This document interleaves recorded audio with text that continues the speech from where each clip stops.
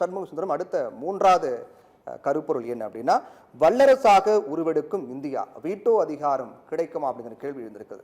இந்த போரின் போது கூட நாம பார்த்தோம், பாகிஸ்தானுக்கு எதிராக பல்வேறு யுக்திகளை நம்ம கையாண்டும் அது உலக அளவில் கூட ஒரு மிகப்பெரிய வியப்பாக பார்க்கப்பட்டது. அந்த அளவுக்கு மிக சாதுரியமாக நம்ம பாகிஸ்தானை எதிர்கொண்டோம். ரொம்ப நேர்த்தியா வளர்ந்த நாடுகள் கூட பின்பற்ற முடியாத அளவுக்கான நடைமுறைகள் நாம ரொம்ப நேர்த்தியா பின்பற்றோம் அப்படிங்கிற கருத்துக்கள்லாம் சொல்லப்பட்டது. அப்படின்னு பார்க்கும்போது இந்தியாவுக்கு வீட்டு அதிகாரம் பல அமைப்புகளில் நிரந்தர உறுப்பு நாடாக மாறுவதற்கு முயற்சிகள் மேற்கொள்ளப்பட்டு வருகின்ற நிலையில இந்த கேள்விக்கான விடையா நீங்க என்ன பாக்குறீங்க?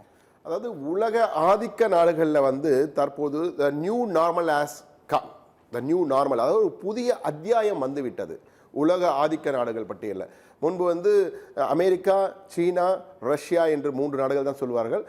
ஒப்புக்கொண்டால் கூட சேர்த்துக்கு லிஸ்ட்டுக்கே பெருசாகணுன்றதுக்காக அந்த பிரான்ஸையும் இங்கிலாந்தையும் சேர்த்துப்பாங்க. எப்போதுமே பிரான்ஸ் இங்கிலாந்து பெரிய அணு ஆயுத சக்திகள் கொண்டாலும் பெரிய அளவு வல்லரசு என்று சொல்லிக் கொள்வார்கள், அணு ஆயுதம் இருப்பதால் சொல்லிக் கொள்வார்கள். ஆனால் தற்போது இந்தியா தவிர்க்க முடியாத சக்தியாக வந்துவிட்டது. அதாவது இந்த ஆப்ரேஷன் சிந்தூருக்கு முன், ஆப்ரேஷன் சிந்தூருக்கு பின் என்று கூட சொல்லலாம். ஆப்ரேஷன் சிந்தூருக்கு முன்னே இந்தியா வல்லரசு, அதில் மாற்று கருத்தே இல்லை, இராணுவ பலம் ஆயுதம். ஆனால் தன்னுடைய இராணுவ பலத்தை நிரூபிக்கும் வகையிலே இந்த ஆப்ரேஷன் சிந்தூர் பயன்படுத்தப்பட்டிருக்கிறது. அதாவது பாகிஸ்தானும் ஒரு வல்லரசு போன்ற அணு ஆயுதங்களை கொண்ட ஒரு நாடு. ஆனால் அப்படிப்பட்ட ஒரு நாட்டின் உள்ளே அவர்களுடைய இதயம் என்று கூறப்பட்ட ராவல்பிண்டி, அவரோட இராணுவ தலைமையகம், தலைநகர் இஸ்லாமாபாத் உள்ளிட்ட அனைத்து நாடுகளும் உள்ளே சென்று விமானங்கள் மூலமாக குண்டுகளை வீசி ஏவுகணைகளை வீசிவிட்டு வந்திருக்கிறது என்பது சாதாரண விடயம் அல்ல. எனவே இந்திய ராணுவம் தன்னுடைய திறமையை நிரூபித்திருக்கிறது, வல்லமையை நிரூபித்திருக்கிறது. எனவே இது மிகப்பெரிய அளவிலே உலக ஆதிக்க நாடுகள் பட்டியலே இந்தியா வல்லரசாக உருவெடுத்திருக்கிறது. அதில் யாருமே மறுக்க முடியாது. மக்கள் தொகையாகட்டும், பொருளாதாரமாகட்டும், மற்ற எந்த காரணிகளை எடுத்துக்கொண்டாலும், நீங்கள் எந்த ஃபேக்டர்ஸ் எடுத்துக்கொண்டாலும் அதிலே வளர்கின்ற நாடாக இருப்பது இந்தியா தான். அதில் மாற்று கருத்தே இல்லை.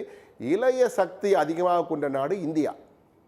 சீனா தற்போது 3 குழந்தைகளை பெற்றுக்கொள்ளுங்கள் என்ற அனைவரும் கூறிக்கொண்டு, என்றால் இளைய சக்தி வேண்டும் அவர்களுக்கு. இப்போ இதெல்லாம் வயதானவர்கள் இருக்கிறாங்க. எல்லாம் இளைய சக்தி அதிகமாக கொண்ட நாடு இந்தியா தான் உலக அளவிலே.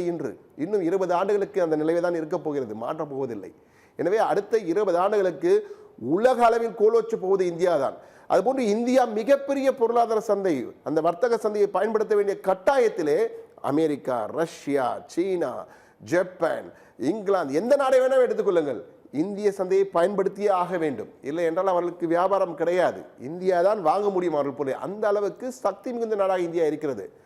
அரசியல் காரணங்கள், பல்வேறு காரணங்கள் இருக்கலாம். ஆனால் ஒட்டுமொத்த பொதுவான பார்வையில் பார்க்கும்பொழுது இந்தியா வல்லரசாக தானாக உருவெடுத்திருக்கிறது. எனவே இதை ஒப்புக்கொள்ள வேண்டிய கட்டாயத்தில் அனைத்து நாடுகளும் இருக்கின்றன. அதனால்தான் உலக ஐக்கிய நாடுகளின் பாதுகாப்பு அவையின் நிரந்தர உறுப்பினராக 5லிருந்து 6ஆக மாற்றி இந்தியாவை சேர்க்க வேண்டும் என்பது கட்டாயப்படுத்தப்படுகிறது.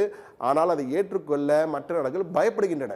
இந்தியாவை பார்த்து சீனாவும் அமெரிக்காவும் பயப்பட ஆரம்பித்திருக்கின்றன. ரஷ்யா பயப்படவில்லை. ரஷ்யா நமக்கு எப்பொழுதுமே ஆதரவு கரம் நீட்டும் நாடு, நட்பு நாடு, அதில் மாற்று கருத்தே இல்லை. ஆனால் இந்த வலதுசாரி இடதுசாரி அரசியலுக்கு உள்ளே புகுந்து இது போன்ற குழப்பங்கள் வருகிறதா என தெரியவில்லை. ஆனால் பொதுவாக ரஷ்யா நமக்கு ஆதரவான நாடு. எனவே இந்தியா ஒரு வல்லரசாக மாறிவிட்டது என்பது எப்படி உறுதியாக குறிக்கிறோம் என்றால், நம்மை பார்த்து வல்லரசான அமெரிக்காவும் சீனாவும் பயப்படுகிறார்கள். இந்தியாவுடன் மோதும் போது ஒரு உத்தரவு போட்டு விட்டால், அவர்கள் ஒரு உத்தரவு போட்டால் அந்த உத்தரவுக்கு பயப்படும் அளவிலே மாறிவிட்டது மற்ற உலக வல்லரசுகள் என்றாலே நாம் வளர்ந்து விட்டோம் என்பதை தான் காட்டுகிறது. எனவே மாற்று கருத்தே இல்லை. இந்தியா வல்லரசாக உருவாகி இருக்கிறது என்பது மாற்று கருத்தே இல்லை. பிரவீன்.